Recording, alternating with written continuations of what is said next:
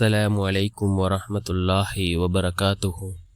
الحمد لله الذي نحمده ونستعينه ونستغفره ونؤمن به ونتوكل عليه أما بعد.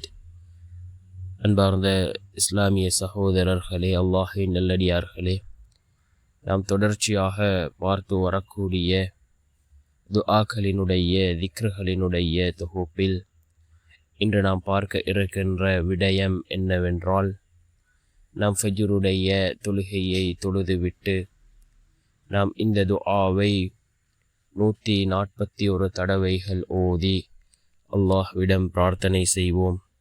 இந்த துஆவை ஓதுவதன் மூலமாக அல்லாஹ் ஜல்ல சுப்ஹானஹு வ தஆலா நம்முடைய வாழ்க்கையில் உள்ள வறுமைகளை அல்லாஹ் நீக்குகின்றான். ரிஸ்கை அல்லாஹ் பல மடங்கு அதிகப்படுத்தி தருகின்றான்.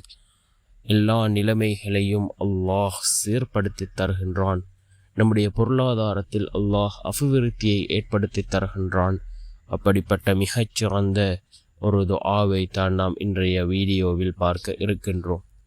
அன்பார்ந்த சகோதரர்களே, அல்லாஹ்வின் நல்லடியார்களே, ஃபஜ்ருடைய நேரம் மிக முக்கியமான ஒரு நேரமாக இருந்து கொண்டிருக்கின்றது.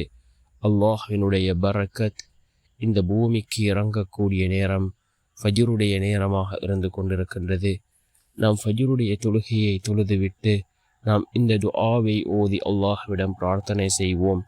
ஒவ்வொரு ஃபர்தான தொழுகைகளுக்கு பின்னும் நாம் கேட்கக்கூடிய துஆக்கள் அல்லாஹ்விடத்தில் கபூலாகும் என்று கூறினார்கள் அருமை நாயகம் ஸல்லல்லாஹு அலைஹி வஸல்லம் அவர்கள்.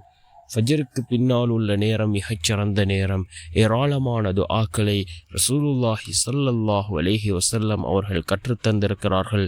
இந்த துஆக்களை நாம் ஓதி அல்லாஹ்விடம் பிரார்த்தனை செய்தால் நிச்சயமாக அல்லாஹ் நம்முடைய வாழ்க்கையில் எல்லா நிலைமைகளையும் அல்லாஹ் சீர்படுத்தி தருவான். அல்லாஹ்வினுடைய உதவி கிடைக்கும். அன்பார்ந்தவர்களே, அல்லாஹ்வின் நல்லடியார்களே, இந்த துஆவை நாம் ஃபஜ்ருடைய தொழுகையை தொழுதுவிட்டு 141 தடவை ஓதுவோம். என்ன துஆ என்றால், லில்லாஹி மா ஃபிஸ் ஸமாவாதி வல் அர்த் இன்னல்லாஹ ஹுவல் கனியுல் ஹமீத். லில்லாஹி மா ஃபிஸ் ஸமாவாதி வல் அர்த் இன்னல்லாஹ ஹுவல் கனியுல் ஹமீத் என்று வரக்கூடிய இந்த துஆவை ஓதுவோம். ஓதி அல்லாஹ்விடம் பிரார்த்தனை செய்வோம். இதனை ஓதுவதன் மூலமாக அல்லாஹ் நம்முடைய வீட்டிலே ரிஸ்கை அதிகப்படுத்தி தருகின்றான். அதே போன்று நம்முடைய பொருளாதாரத்தில் அபிவிருத்தி ஏற்படும். நம்முடைய வாழ்க்கையில் உள்ள வறுமைகள் அனைத்தும் நீங்கி சிறந்த வாழ்க்கையை அல்லாஹ் நமக்கு ஏற்படுத்தி தருகின்றான்.